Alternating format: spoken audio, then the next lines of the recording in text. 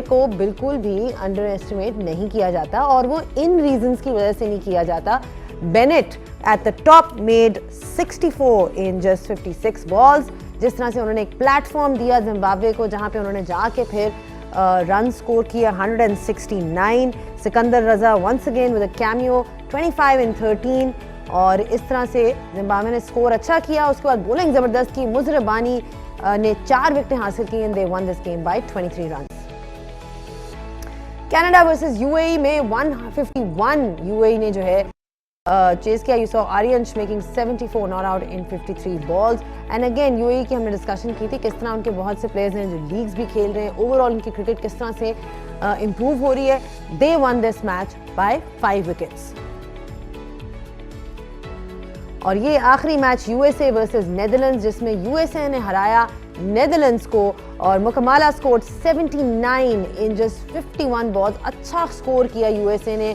सारे उनके जो बैटर्स थे इन फॉर्म नजर आए थे। शुभम में 48, मोनांक मेड 36 एंड इस तरह से they made formidable total of 196 और in response Netherlands didn't have many answers. 103 पे ऑल आउट होगी उनकी टीम। हरमीत वंस अगेन हम बात करते रहते हैं उनके बॉलर्स की, उनके स्पिनर्स की। हरमीत इज अगेन समबडी जिन्होंने विकेटें हासिल की, 4 विकेटें उन्होंने हासिल की, 21 रन दिए उन्होंने and they won this match USA by 93 runs. Hello and welcome back to game on है। हम डिस्कशन कर रहे हैं आज के पूरे दिन का रिव्यू कर रहे हैं और दिन कितना ज़बरदस्त नोट पे शुरुआत की। यहाँ पे बड़ी प्रेडिक्शन चल रही थी जब प्री मैच हो रहा था कि कौन जीतेगा, कौन हारेगा, ऑस्ट्रेलिया जीतेगा, जिम्बाब्वे जीतेगा, because Australia is obviously supposedly at least on paper a much stronger team। लेकिन एक यहाँ पे शख्स ज़रूर थे जिन्होंने प्रेडिक्शन दी थी कि जिम्बाब्वे जीतेगा और वो मैं बात करूँ अपने को होस्ट की सिकंदर बख्श। सिकंदर बख्श, हमें क्या ट्रीट मिल रही है आज, क्योंकि हमने ऐसी प्रेडिक्शन मतलब होता है ना अपसेट वाली प्रेडिक्शन बहुत कम लोग देते हैं। यहाँ पे सबने, मैंने तो पहना भी येलो पहना हुआ है तो लोग समझते हैं शायद मैं आज ऑस्ट्रेलिया को सपोर्ट करी, लेकिन जिम्बाब्वे आप बहुत जाते हैं, आप रहते भी हैं, टाइम भी काफ़ी गुजारते हैं। आपको कैसे लगा, प्रेडिक्शन कैसे ठीक है और ट्रीट कब मिलेगी? दूसरे सवाल का जवाब दे देता हूँ। ट्रीट जब बोले आप मिल जाएगी, लेकिन आप लोगों ने तो फैसला किया वो हारे तो ट्रीट दूंगा, जीते तो ट्रीट दूंगा, but anyway I am happy with that. जहाँ तक बात प्रेडिक्शन की है तो ऑस्ट्रेलिया की जो सिचुएशन थी इंजरीज की वो और प्लस जो जिम्बाब्वे की प्रोग्रेस देखी है, मैंने बोला कि चांस तो है and the only reason why I felt they have a chances कि पहले बैटिंग कर रहे थे, वरना अगर उनको 170 पड़ जाते तो शायद मुश्किल हो जाता। चले तो बड़ी ज़बरदस्त प्रेडिक्शन थी इनकी तरफ से। हमारे साथ हमारे पैनलिस्ट मौजूद हैं मोहम्मद हफीज़, सना मीर एंड उमर गुल। अस्सलाम वालेकुम to all of you. Hafeez, कितने मज़े का मैच देखने को मिला। अपसेट जब हम जाते हैं, सब कोई वर्ल्ड कप चल रहा होता है तो कहते हैं यार एक ज़रूर होना चाहिए और 2022 में पाकिस्तान के साथ अपसेट हुआ when they beat Pakistan Zimbabwe, जो ऑस्ट्रेलिया में T20 वर्ल्ड कप हुआ था, और आज उन्होंने ऑस्ट्रेलिया को हरा दिया। ऑस्ट्रेलिया की आपने बात भी की थी प्री मैच में, तो आपको मुझे लगता है किसी कोई एक वो जैसे कहते हैं ना फीलर आ रहा था कि यहाँ पे पोटेंशियली एक अपसेट हो सकता है? पहले तो मैं समझता हूँ कि इसको अपसेट ना कहा जाए, क्योंकि अगर आपने गेम देखी है ना तो क्लिनिकल विक्ट्री थी, कॉम्प्रिहेंसिव विक्ट्री थी। Right from the first ball Zimbabwe was totally on the top of the game. उन्होंने किसी भी जगह पे ऑस्ट्रेलिया को हैवी होने नहीं दिया, like right from the first ball till the match got finished. तो ये किसी भी तरीके से लोग ये समझे कि ये फ्लूक है, कोई बंदा इसको under, it's a pure team effort from Zimbabwean cricket. I can see that thrill with in their body when they were fielding around, when they were batting around. तो वो जो एक फील होती है ना किसी टीम की, जिसमें एक वो में कहते हैं फड़क नज़र आती है, तो इनमें वो फड़क नज़र आ रही थी कि यार दे वांटेड टू विन। मेरा ख्याल है इससे ज़्यादा जब हमने मैच देखा तो there was clear evidence of passionate Zimbabweans and non-serious Australians, because the way they are taking this World Cup, I'm not happy.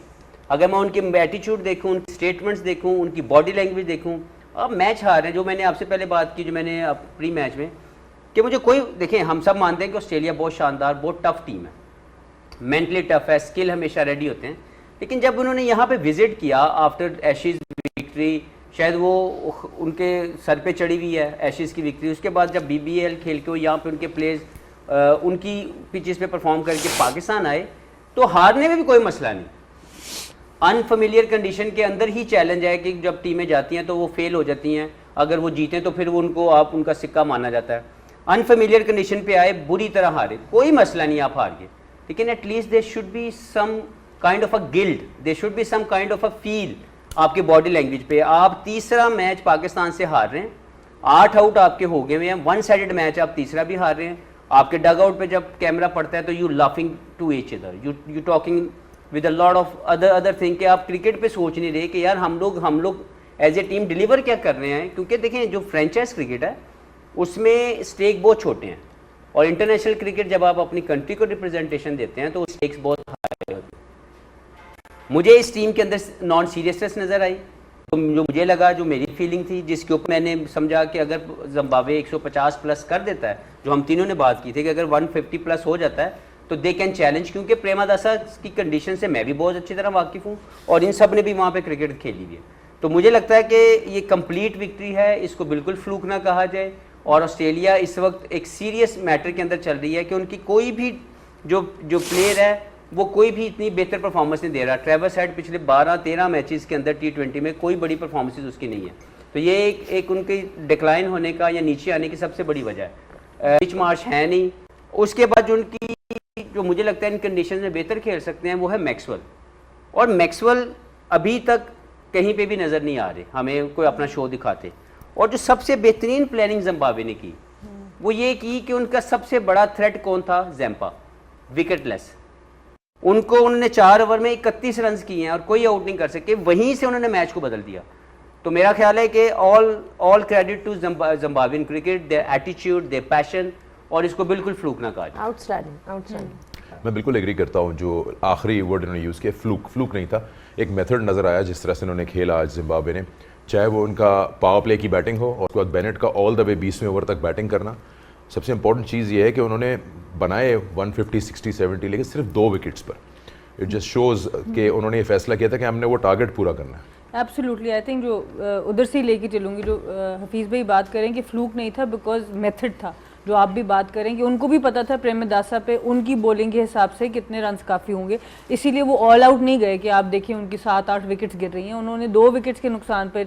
और सबसे जो इम्प्रेसिव चीज़ मेरे लिए थी ख़ास तौर पर कि जहाँ हम इंजरी हिट कह रहे हैं ऑस्ट्रेलिया है, इनका भी ब्रेंडन टेलर इंजर्ड हुआ और एक यंगस्टर मरुमानी भी बहुत ज़्यादा मैचेस अभी नहीं खेले, और ग्रावा भी इंजर्ड था, और ब्रायन बेनेट जिन जो अच्छे टॉप स्कोरर रहे हैं वो भी सिर्फ 22 ईयर्स के हैं। सो 2 यंग ओपनर्स 22 एंड 24 वो आते हैं ऑस्ट्रेलिया के अगेंस्ट और इतने कंपोजर से बैटिंग करते हैं, बैटिंग को संभाल के रखते हैं, और फिर उनको पता है कि किस वक्त एक्सेलरेट करना है। और फिर सिकंदर को तो पता ही है कि वो आके उन्होंने कैमियो खेलना है, वो तो आउटस्टैंडिंग खेलते हैं। पर जो सबसे ज़्यादा इम्प्रेसिव मेरे लिए चीज़ थी आज जिम्बाब्वे की, वो उनकी फील्डिंग थी। आउटस्टैंडिंग कैचेस, ऐसा नज़र आ रहा था, जो सब फील्डर आ रहा था वो भी नज़र आ रहा था, क्योंकि टॉस पे अगर आपको याद हो तो ये बात सिकंदर रज़ा ने की कि हमें बायलैटरल तो मिलता नहीं ऑस्ट्रेलिया से, तो ये एक बहुत बड़ा मौका आईसीसी ने हमें प्रोवाइड किया, तो हम कोशिश करेंगे कि इसके ऊपर बहुत इसको अवेल करें। सो वो एक गुस्सा भी होता है as a younger team, as a छोटी टीम की, भाई ये तो हमें घास नहीं डालते, हमें पूछते नहीं है। तो ये हमें भी याद है कि हमें भी सिर्फ ये बड़ी टीम शुरू में जब तक आईसीसी चैंपियंस ट्रॉफी नहीं आती थी तब हमें नहीं, आईसीसी वुमेन्स चैंपियनशिप नहीं आई थी, तो हम सिर्फ बड़ी टीम्स को तब खेलते थे बिकॉज उनको होता था टाइम वेस्ट है। तो ये एक बहुत बड़ी स्टेटमेंट थी at the toss also Sikandar की कि भाई ये एक मौका है, इसको हम बताएंगे। तो उन्होंने बताया, उन्होंने दिखाया, बैक टू बैक हुआ है बिल्कुल 2007 में। तो मैं सबसे बड़ी तो हेडलाइन ये है कि Australia has yet to beat Zimbabwe in a T20 world cup. तो सबसे बड़ी बात तो ये है। अच्छा उमर, हमने बैटर्स की तो उनकी बात की है, लेकिन इनकी बॉलर्स की क्या हम बात करें इन टर्म्स ऑफ कि जितनी तारीफ करें कम है। बहुत ही एक अंडररेटेड सा बॉलिंग अटैक है। वी डिड टॉक अबाउट उनके पास क्या रिसोर्सेज हैं, बट जहाँ पे ब्लेसिंग मुजरबानी की बात होती है उनके बारे में थोड़ी सी बात कर लेते हैं। 4 विकेटें उन्होंने आज हासिल की एंड जिस तरह की उन्होंने परफॉर्मेंस दी, और बाय द वे वही वाली बात कि ये पहली दफ़ा उन्होंने परफॉर्मेंस नहीं दी। He has been picked in the PSL in the past. In fact it's a little surprising कि इस दफ़ा किसी ने उनको उस तरह से पिक नहीं किया। But as a fast bowler, what do you think of him? Where does he stand amongst the other teams? कैसे देखते हैं उनको? मेरे ख्याल से काफ़ी एक्सपीरियंस है उसको, काफ़ी लाइक क्रिकेट वर्ल्ड में अगर देखें काफ़ी अंडररेटेड है, लेकिन है परफॉर्मर, जिम्बाब्वे के लिए काफ़ी सालों से परफॉर्म कर रहा है। हो अपने back of the length area को हिट करता है और वहाँ से इसको जब सपोर्ट मिलता है तो वो प्रॉब्लम भी क्रिएट करता है। और आई थिंक लगता नहीं है लेकिन वो बैटर को अच्छा जज कर लेता है। आज जब वो टिम डेविड आया, ऑल दो अर्ली ऑन वो थोड़ा सा शॉर्ट बॉल पे फंसता है और उसने वेरी फर्स्ट बॉल उसको शॉर्ट बॉल किया है और वहाँ पे क्लेम किया और उसके शॉर्ट फाइन लेग पे उसका कैच हो गया। और आई थिंक उसके साथ क्रेडिट जाता है उसके साथ जो ब्रैड एवन ने जो साथ दे रहे दूसरे एंड से। सम टाइम होता है कि एज बॉलर या एज बैटर अगर आप एक एंड से अच्छा कर रहे हो, दूसरे एंड से आपको सपोर्ट नहीं मिल रही तो आप अंडर प्रेशर हो सकते हो। जो कि अच्छी बात यह है कि दोनों एंड से अच्छे बॉल कर रहा है और रेगुलर पहले मैच में भी फास्ट बॉलर ने आउट किया, जो कि कंडीशन लग रहे थे कि स्पिनर्स को सूट कर रहे हैं। जब बॉल पुराना होता है तो ज़्यादा फास्ट बॉलर या स्पिनर उसको यूटिलाइज कर सकते हैं क्योंकि बॉल उस टाइम पे ग्रिप करता है, नया बॉल थोड़ा स्किड होके आता है, चांसेस होते हैं बैट्समैन के पास कि वो आपको हिट करे थ्रू द लाइन। लेकिन वेरी कंसिस्टेंट एक कॉरिडोर एक चैनल में बॉल करते हैं और अपनी लिमिटेशन में करते हैं दोनों, चाहे वो मजरबानी हो उसको हाइट की एडवांटेज है, ब्रैड एवन जिस तरह वो बॉल कर रहा है कॉरिडोर में एक चैनल में करता है, अच्छी लेंथ को हिट करता है और अपने आप को अलाउ करता है कि अर्ली ऑन अगर नया बॉल है अगर मुझे स्विंग मिलता है तो वो उसको ग्रैब करता है। सबसे इम्पोर्टेंट चीज़ ये है कि उन्होंने अपनी औकात से ज़्यादा पैर नहीं फैलाया, उन्होंने अपनी लिमिटेशंस में खेला है, जितना उनको आता है उसको उन्होंने परफेक्ट किया है। आई सपोज जो आज दिखा, बट कहना पड़ेगा विदाउट सिकंदर रजा वो भी बॉलिंग नहीं कर रहे थे बिकॉज उनको भी हैमस्ट्रिंग के या कि डिहाइड्रेशन का इशू था, और विदाउट इंगरावा उन्होंने बहुत ही क्लासिक परफॉर्मेंस दी। ब्रेक लेंगे, ब्रेक के बाद हम इस ग्रुप पे एक नज़र डालेंगे पॉइंट्स टेबल पे, क्योंकि ये थोड़ा ओपन हो गया है ग्रुप आफ्टर जिम्बाब्वेज विन। और एक और मैच आज हुआ ग्रुप ए का जो पाकिस्तान का ग्रुप है, उसमें भी यूएसए की जीत ने थोड़ा और ओपन कर दिया इस ग्रुप को, शायद maybe a little advantage to Pakistan and India. Welcome back to game on है। बात हो रही है आज के 3 मैचेस की और खासतौर पे वो मैच जो जिम्बाब्वे ने हरा दिया आज 23 रन से। एक बड़ा मार्जिन होता है T20 में। ऑस्ट्रेलिया को ये मैच जो हार का सामना करना पड़ा उससे टेबल थोड़ा सा उनके लिए भी डिस्टर्ब हो गया है, कुछ मस्ट विन गेम हो गए हैं। श्रीलंका के लिए भी थोड़ी सी मुश्किलात बढ़ जाएंगी क्योंकि वन साइडेड अफेयर होता अगर आज जिम्बाब्वे हारता ऑस्ट्रेलिया श्रीलंका ऊपर होते। अब 4-4 पॉइंट्स के साथ आप देख सकते हैं कौन सर फहरिस्त है। ऑस्ट्रेलिया के पास अभी मैच है, उन्होंने ओमान से खेलना है, वो आ सकते हैं 4 पॉइंट्स पे, लेकिन फिर नेट रन रेट भी इन प्ले आ सकता है। तो ये थोड़ा सा फ्लड गेट्स ओपन हो गए इस ग्रुप में, जिस जिम्बाब्वे ने आज जीत हासिल की और नेट रन रेट भी उनका ऑलमोस्ट 2 को इस वक्त टच कर रहा है। So it's interesting. इसी तरह से जो हम बात कर रहे थे थोड़ी देर पहले कि ग्रुप ए भी कुछ थोड़ा सा ऐसा डिस्टर्ब हुआ, उस पर हम बाद में बात करेंगे। दूसरा मैच जो हुआ वो यूएई और कनाडा के बीच हुआ और यूएई ने ऑलमोस्ट उसको अपने लिए मुश्किल बना लिया। पता नहीं जाके बाद दीगरे विकेट्स गिरती रहीं और अच्छा 5 विकेट्स खो बैठे, वो तो अच्छा हुआ। परफॉर्मेंस जो है वो उनकी अच्छी रही, इस पर भी नज़र डालेंगे। लेकिन मैं वापस आना चाहूँगा इस हाईलाइटेड परफॉर्मेंस पे जो जिम्बाब्वे ने आज दी थी। जो पॉइंट आपने थोड़ी देर पहले उठाया था सना, उस पर मैं हफीज़ से बात करूँगा कि जो सिकंदर रजा ने बोला टॉस के टाइम पे कि कम मौके मिलते हैं ऐसे कि बड़ी टीमों से खेलें तो हम अपना थोड़ा सा स्किल दिखाना चाहेंगे।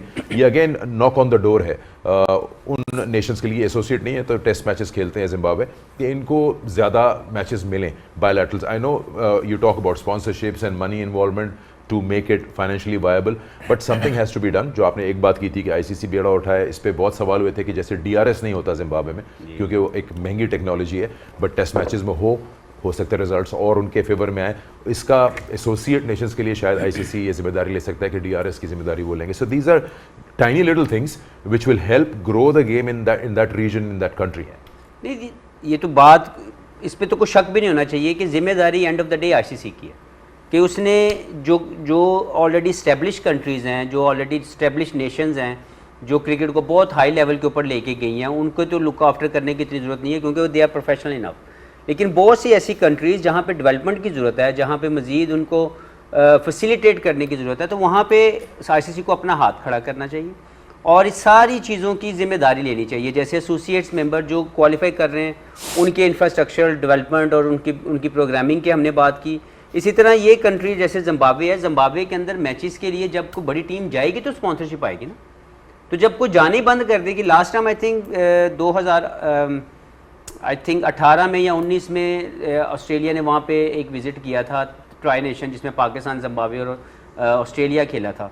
तो मुझे नहीं लगता कि इस तरह की चीज़ों को ये सोचना कि अगर ऑस्ट्रेलिया नहीं जाएगा जिम्बाब्वे, साउथ अफ्रीका नहीं जाएगा जिम्बाब्वे, पाकिस्तान पूरी टीम के साथ जिम्बाब्वे में नहीं खेलेगा, इंडिया नहीं जाएगा, तो आपको स्पॉन्सरशिप नहीं मिलेगी। तो आपको ये जिम्मेदारी लेनी पड़ेगी as a ICC governing body कि हम अपनी तमाम लोगों को इक्वल अपॉर्चुनिटी ज़रूर दें, और जहाँ पे भी मुश्किलात हैं किसी एक बोर्ड को, उसके लिए अपना हाथ खड़ा करें और जिम्मेदारी लें। इसमें मेरे पास एक छोटा सा सजेशन था, शायद किसी और ने पहले दिया हो, कि जब आपकी full member nation south Africa से खेलने जा रही है तो उसमें क्लब कर दी जाए 2 मैचेस जिम्बाब्वे से, वो नेबर्स हैं।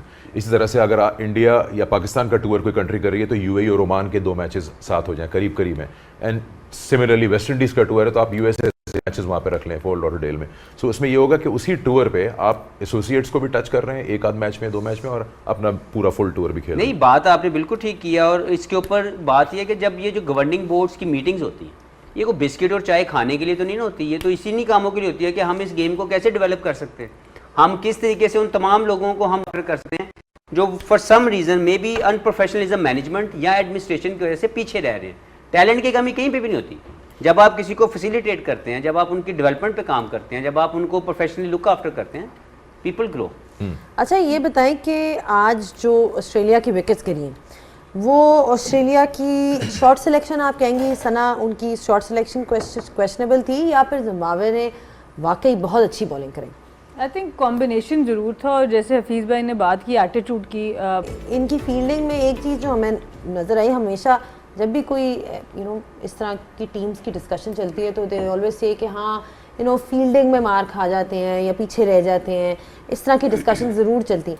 लेकिन जब आप जिम्बाब्वे की परफॉर्मेंस आज की देखते हो, the kind of catches that they took and also their ground fielding as well, full credit to the way they played, because वही वाली बात जो इन्होंने की कि it wasn't a fluke, upset उसको ऐसे टर्म किया जाता है कि Australia is a much better team, but उनकी performance wise Umar it didn't seem कि जी ये एक लग रहा था कि एक प्लान के तहत, एक प्रोसेस के तहत उनकी आज परफॉर्मेंस नज़र आई है। देखिए, मेरे ख्याल से as a team, as a player, हमें जब भी किसी बड़े इवेंट में जाते हो ना, तो आप अपने लिए टारगेट और गोल सेट करते हो। हमेशा से अगर मैं बॉलर हूँ तो मैं अपने लिए टारगेट सेट करता है कि मैंने इस टूर्नामेंट में मैंने बेस्ट बॉलर बनना है या मैंने इतनी विक्ट्री लेनी है।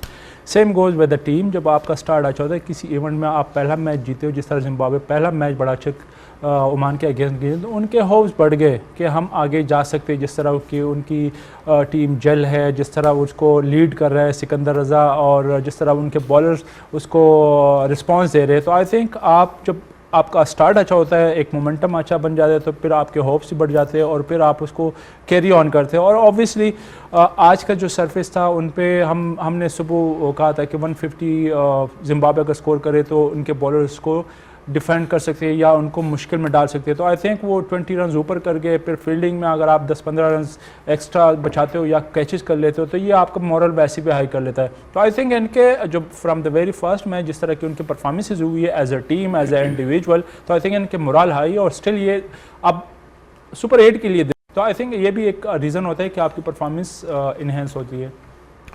आई थिंक जो अभी थोड़ी देर पहले हमने बात की थी जिम्बाब्वे की अप्रोच की और जिस मेथड के साथ उन्होंने इस मैच को खेला, उन्होंने आज ऑफ कोर्स उनकी मर्ज़ी की बात नहीं हुई, टॉस नहीं जीते थे, उनको बैटिंग मिली थी।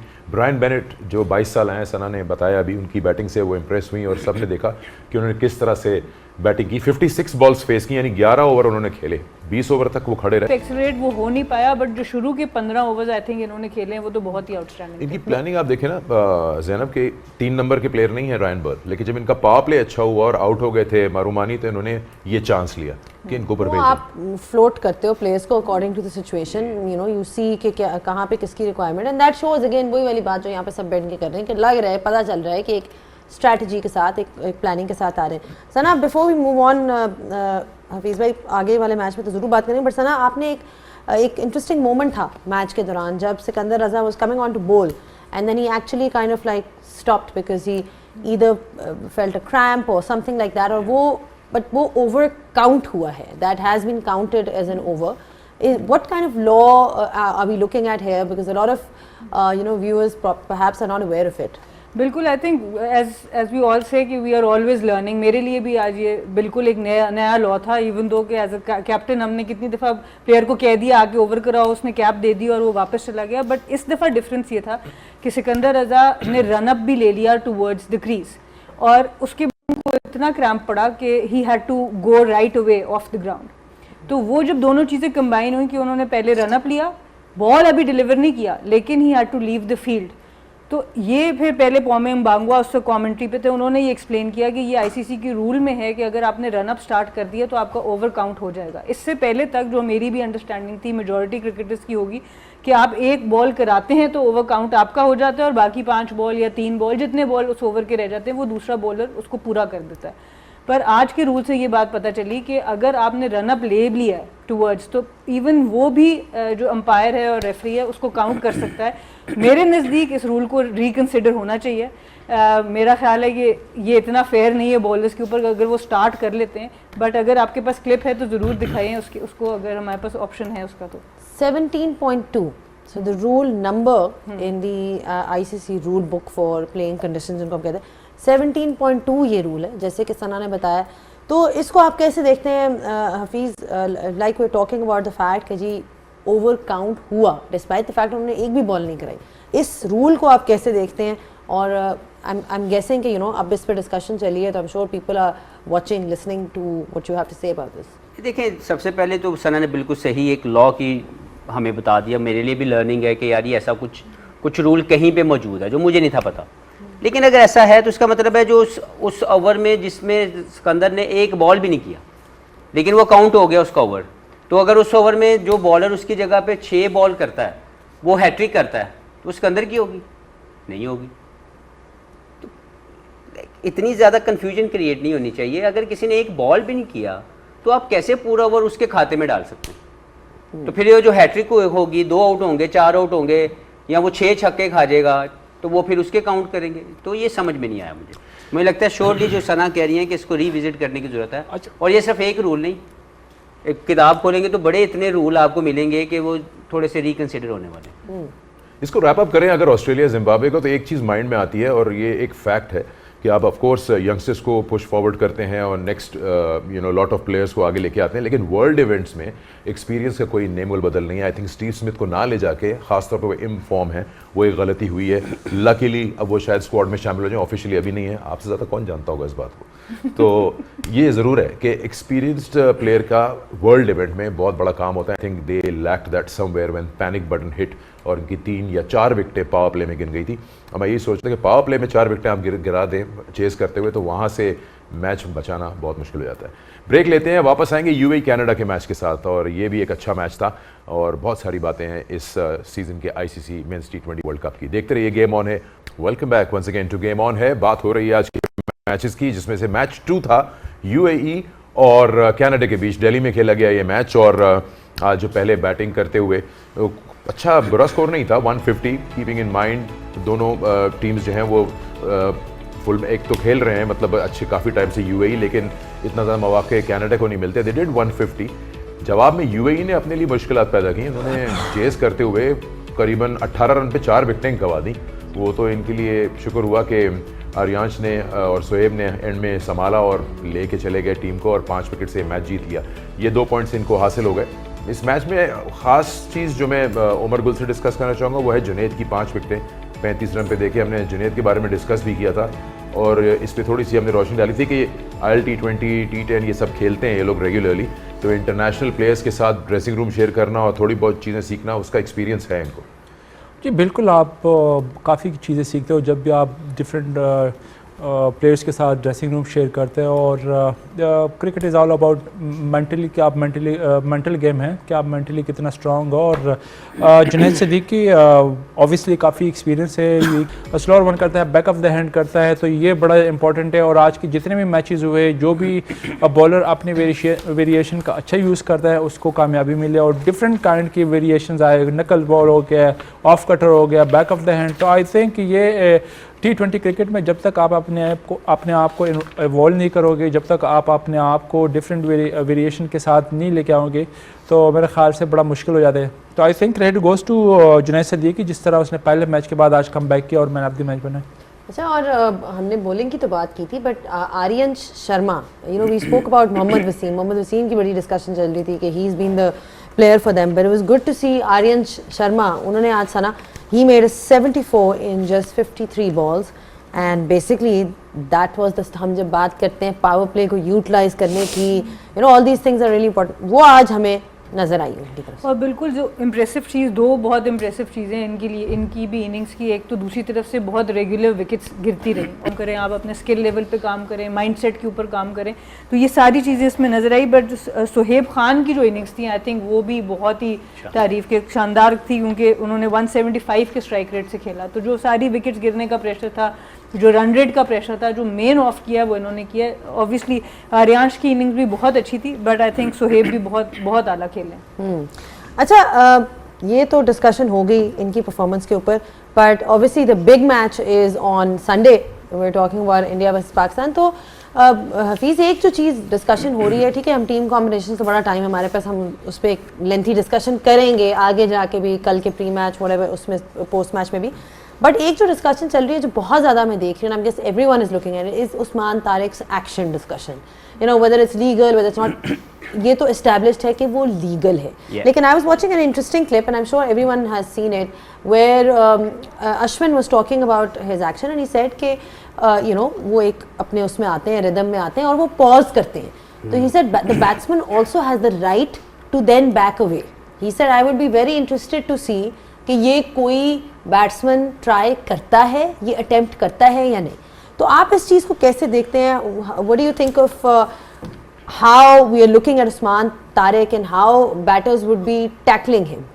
देखिए, सबसे पहले तो मैं पहले कह चुका हूँ कि उस्मान तारिक एक बहुत ही अनऑर्थोडॉक्स बॉलर है, और हमें इस तरह के बॉलर्स को क्रिकेट के अंदर पूरी बैकिंग देनी चाहिए, खामखा उनके ऊपर टैगिंग नहीं करनी चाहिए। लीगल वो हैं, मैंने आपको कह दिया, क्योंकि उनके बॉलिंग एक्शन का जो बैंड है, जो सिंपल रूल के मुताबिक, मैंने आपको पहले भी कह चुका हूँ कि हॉरिजेंटल से रिलीज पॉइंट तक के 15 डिग्री अबव है तो वो इलीगल है, अथवा जब वो खेले तो किसी अंपायर ने उनके सस्पेक्टिंग उनको लगा कि यार इसको चेक होना चाहिए, चेक करवाया गया, एब्सोल्युटली फाइन, कहीं पे कोई इशू नज़र नहीं आया, क्योंकि उनका बैंड के साथ बैंड कैरी करते हैं।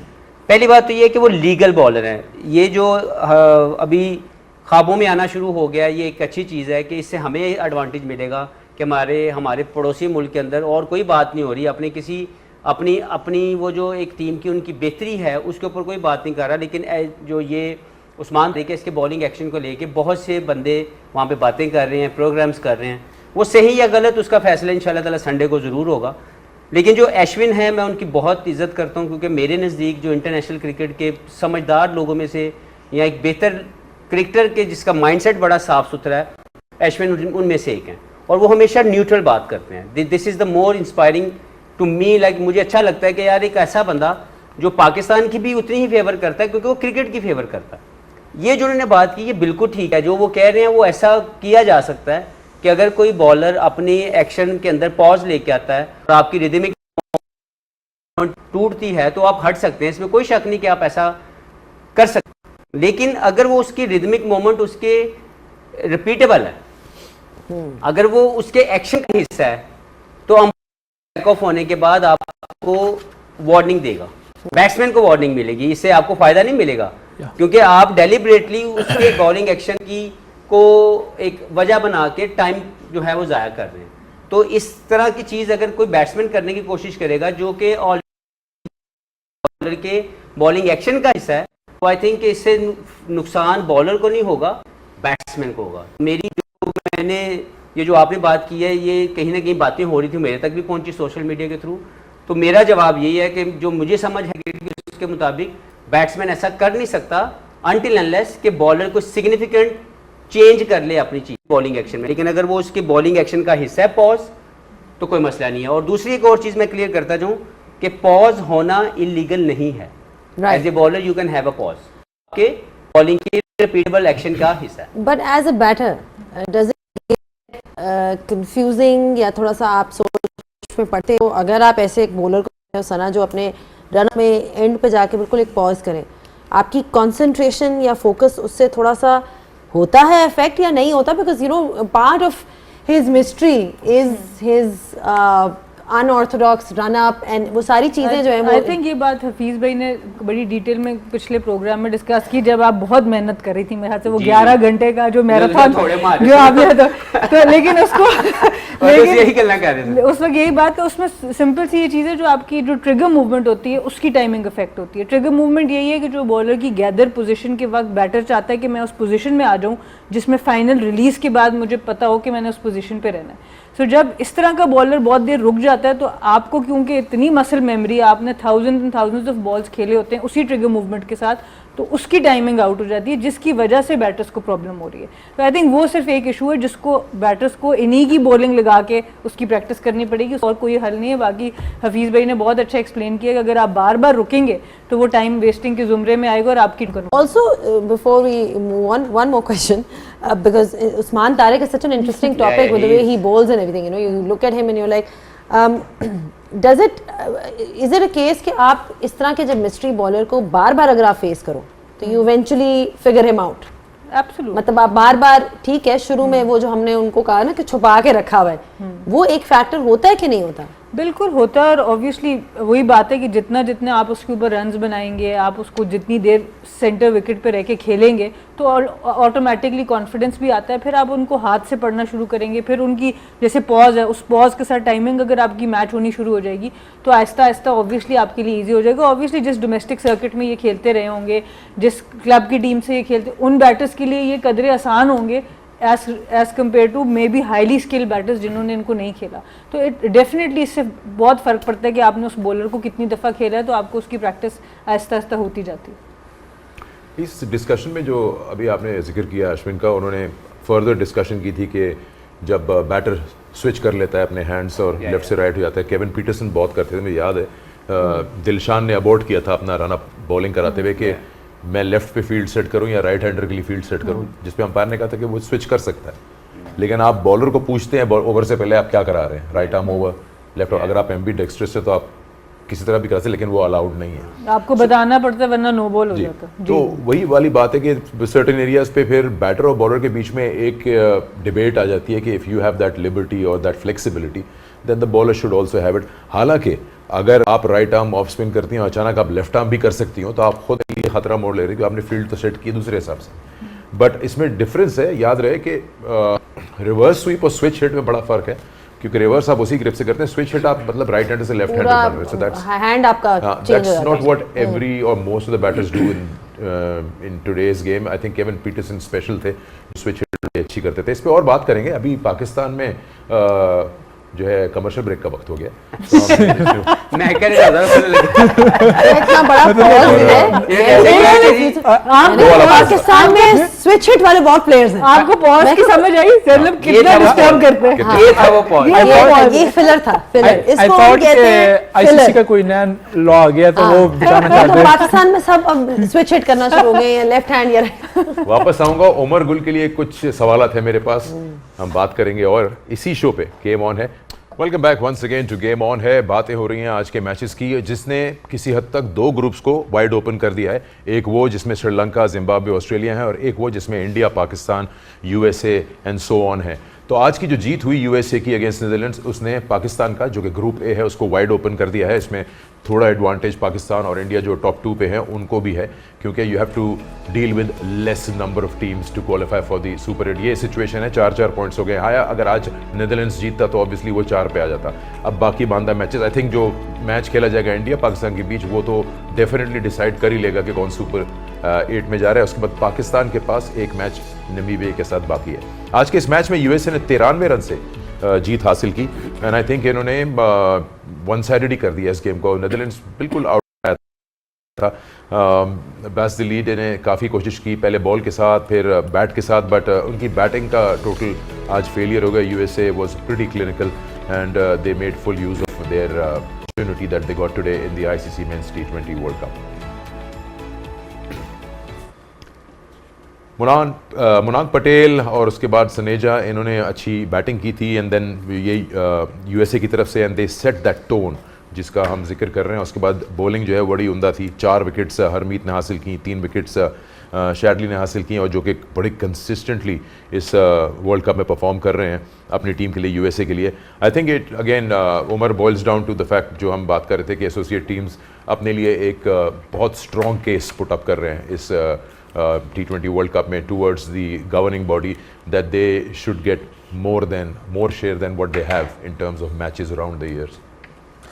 आई थिंक आज का जो मैच था यूनाइटेड स्टेट का और नीदरलैंड का, आई नो कि नीदरलैंड को काफ़ी एक्सपोजर हासिल है, वो काफ़ी अच्छे कम्पिटिटिव क्रिकेट भी खेल रहे, काउंटीज़ के उनके प्लेयर्स काउंटीज़ भी खेल रहे, लेकिन आज मुझे जो सबसे ज़्यादा जो खुशी हुई है जो यूएसए के स्पेशली जो यंगस्टर है, मुश्किल नाम है थोड़ा सा, लेकिन मुकम्मला जिस तरह वो खेला है प्योरली वो नहीं लग रहा था कि T20 क्रिकेट खेल रहा है, वो बिल्कुल ऐसे क्रिकेटिंग शॉट खेल रहा था। स्ट्रेंथ के पे आप बॉलिंग कर रहे थे, आम जिस तरह मैंने बात की मुकम्मला की कि जिस तरह वो खेला है, आज अगर उसके बैकन व्हील देखे तो नीदरलैंड उसके जोन में बॉल के, उसके स्ट्रेंथ में बॉल के, उसके एरिया में बॉल किए, एक्स्ट्रा कवर और मिड ऑन के ऊपर से थोड़ा सा उसको चेक नहीं किया कि थोड़ा सा स्क्वायर ऑफ द विकेट उसको चेक कर ले। तो आई थिंक ये थोड़ी सी उनसे मिस्टेक हुई है नीदरलैंड के बॉलर से। बाकी ओवरऑल उनके जो डिसिप्लिन है, काफ़ी डिसिप्लिन है उनकी टीम है, उसके काफ़ी जो बॉलर है काफ़ी डिसिप्लिन करते हैं। लीड ने काफ़ी ज़बरदस्त वेरिएशन के साथ बॉल किया और उनके लिए कंसिस्टेंटली वो परफॉर्म कर रहा है, बैटिंग में भी बॉलिंग में भी। तो आई थिंक वो स्मॉल मिस्टेक कि आपने बैटर की वीकनेस को देखना है, ना कि आप उसकी स्ट्रॉन्ग जोन में बॉल करें।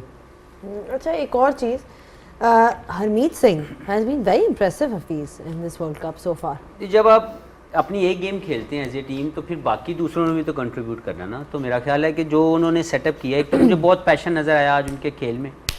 दे वांटेड टू विन, क्योंकि हमें शायद सिकंदर बात कर रहे थे कि ये मैच अगर वो लूज़ करते हैं तो शायद उनको क्वालिफायर की तरफ जाना पड़े। आई डोंट नो कि इसमें कितनी आपने ये ऐसी को बात की। एनीवे आई हर्ड दैट कि शायद उनके लिए मुश्किलात पैदा हो जाएं क्वालिफिकेशन के हवाले से। बट देखना ये है कि जो आज का मैच वो खेले वो एक बेहतरीन टीम की तरह खेले।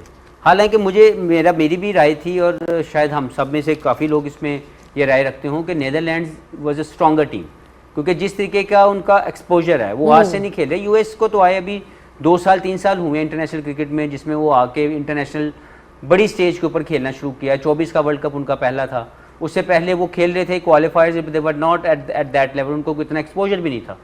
लेकिन नीदरलैंड्स की टीम को जिस तरीके से उन्होंने कॉम्प्रीहेंसिव हराया है, इट शोज़ कि they wanted to have a feel कि यार हम इंटरनेशनल स्टेज की टीम है। सबसे पहले आप खुद सोचते हैं, फिर आप ऐसे मैचेस खेल के लोगों को बताते हैं कि यार हमें एसोसिएट ना समझा जाए या हमें भी क्रिकेट खेलनी आती है।